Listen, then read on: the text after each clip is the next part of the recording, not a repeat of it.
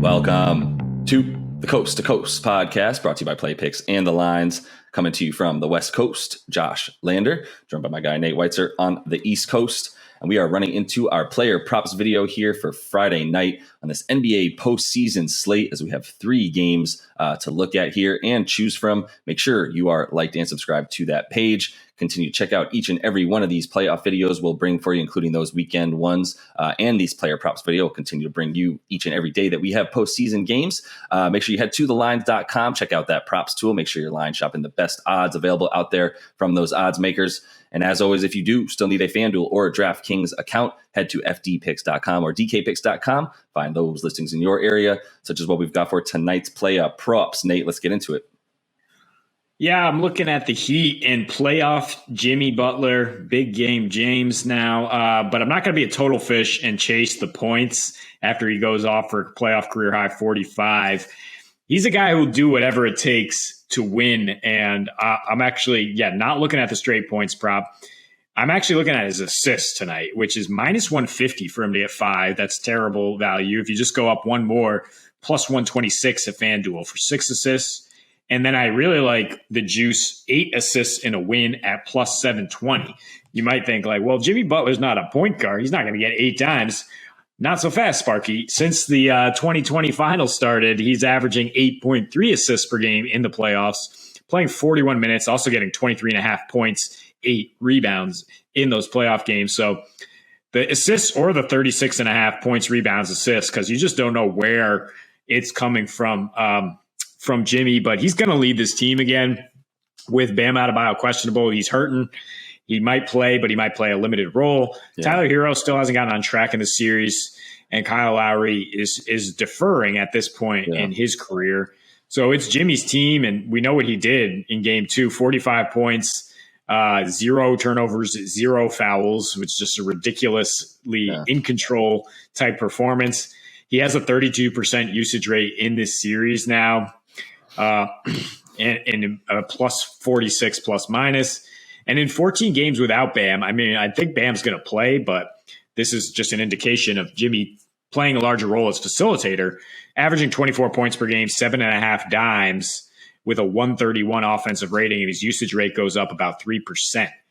Atlanta also gave up the 3rd highest assist to turnover ratio this season, and Jimmy, like I mentioned, 0 turnovers despite having the ball in his hands all the time, has 10 dimes in several of those playoff games since the 2020 finals. So 8 dimes in a win is not that out of the question. Yeah, and the reason I don't like taking Jimmy during the season is his usage rate doesn't remain consistent. You never know what type of performance he's going to bring in terms of, is he going to defer? Is he going to, act like a star?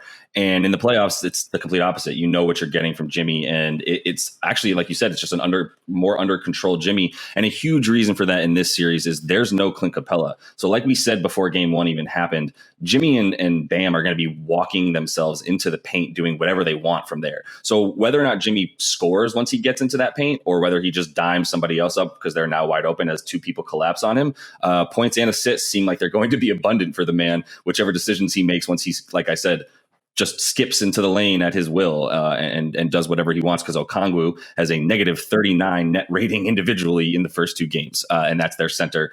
Gorgie Dang not playing. There's no height in there to deal with Jimmy. So love that bet. I am going to take the guy who's probably going to try to guard him a bunch, though. That's Bogey Bogdanovic there for Atlanta, over 16.5 points. This is something that we targeted a bunch last season when we were, if Bogey's props are going to be less than 18, 19.5, then we've got to look at it because that's what he does in the playoffs, is about 18 points a game. In his last 5 specifically, almost 21 points a game, 3.5 boards and 3.5 assists. So I think you could also consider the points, rebounds, and assists. It is the same juice there in terms of minus 102 at FanDuel for him to either hit 17 points or the 24 points, rebounds, and assists combined. But I like either of them, as he's doing that in his last bunch of playoff games, even in this series. And I think at home he's been a little bit better as well. 17.5 points at home versus 15 on the road, with some better shooting splits and shooting about 46.5% from 3 at home, making almost 4 of 8 basically quickly from deep there. So I think there's some good reason to like him in a game that I don't know if the Hawks are going to be able to pull one out and keep this a series. But I think they're going to keep it closer than they have in the first two. And Bogey's offense at home is going to be a big reason for that. Yeah, it's all about offense from Bogdanovic, who every time Jeff Van Gundy talks about him goes, a very talented offensive player.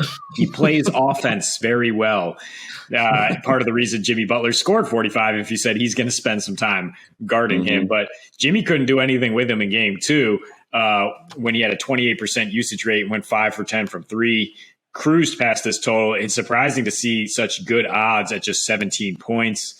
Where he averaged, even in the regular season, 18 points per game since March 1. His usage rate continued to climb as Atlanta sought for that second score. And they're going to need a second score because of how bad Trae Young has been against Miami and just how much attention and resources they throw at him.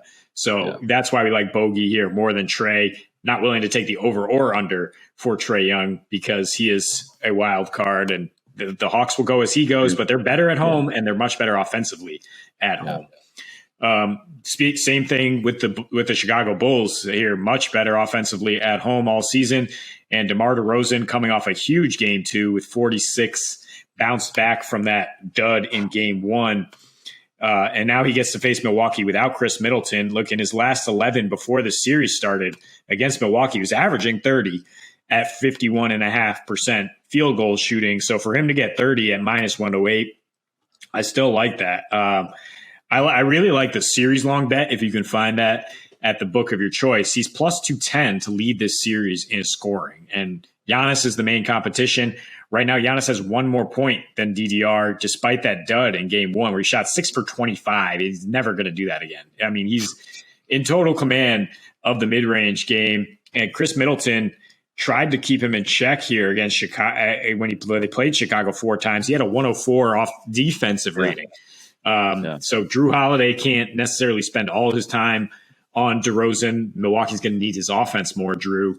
So I think DDR keeps cooking, gets 30 at home, where he posted a 32.5% usage rate at home this season, and it went up to 35% when he played Milwaukee those 4 times because he's their best option. He had 40 in the last home game with no Zach LaVine against the Bucks, but LaVine's still not fully healthy, so it's going to be a lot of DDR, especially down the stretch.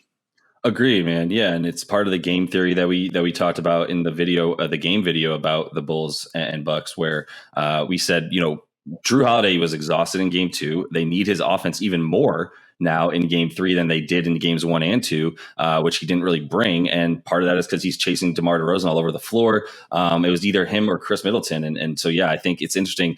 There's one less defender now on DeMar DeRozan, but we're also saying the Bucks are likely going to take the other one off him more. And I just think they don't really have a choice. Now, they need a double, but I would rather leave Drew on somebody else and have him play more free safety if I'm Bud. And then, have 2 other guys coming at DeMar and not as worried about Zach LaVine, who at this point just don't let him stand in a catch and shoot wide open from 3 because he doesn't have the explosiveness that he normally does to be able to worry about off the dribble. Maybe he'll be healthier by this next game, but until I see it from LaVine, I don't believe it yet since he does look hurt. But let's finish up with a guy I'm taking because of Booker's injury.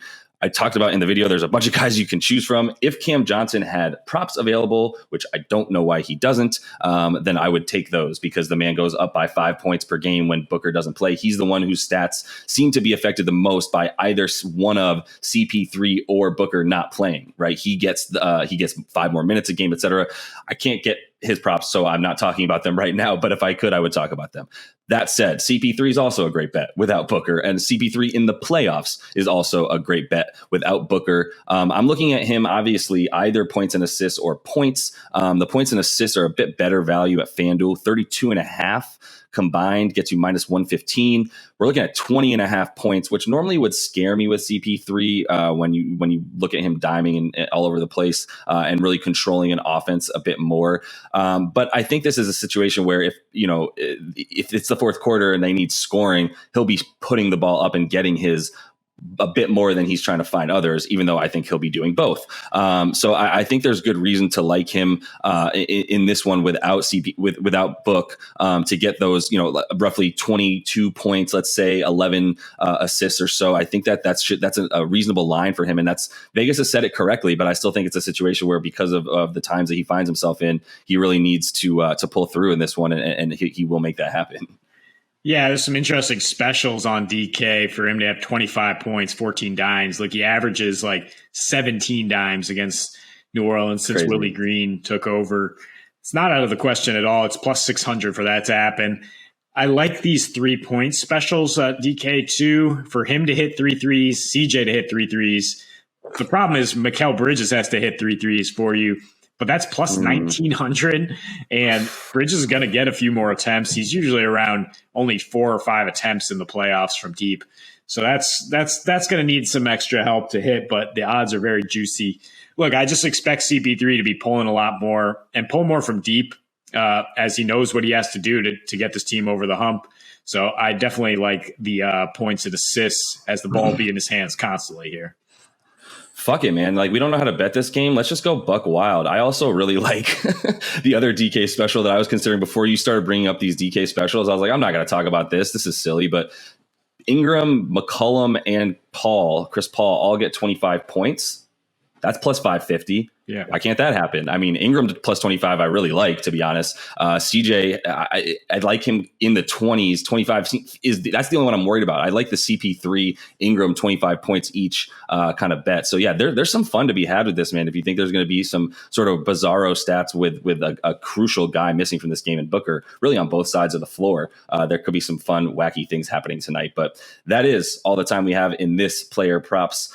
Make sure you are liked and subscribed to that page. We got 3 great games here on this Friday night slate. Until we see you next, happy betting.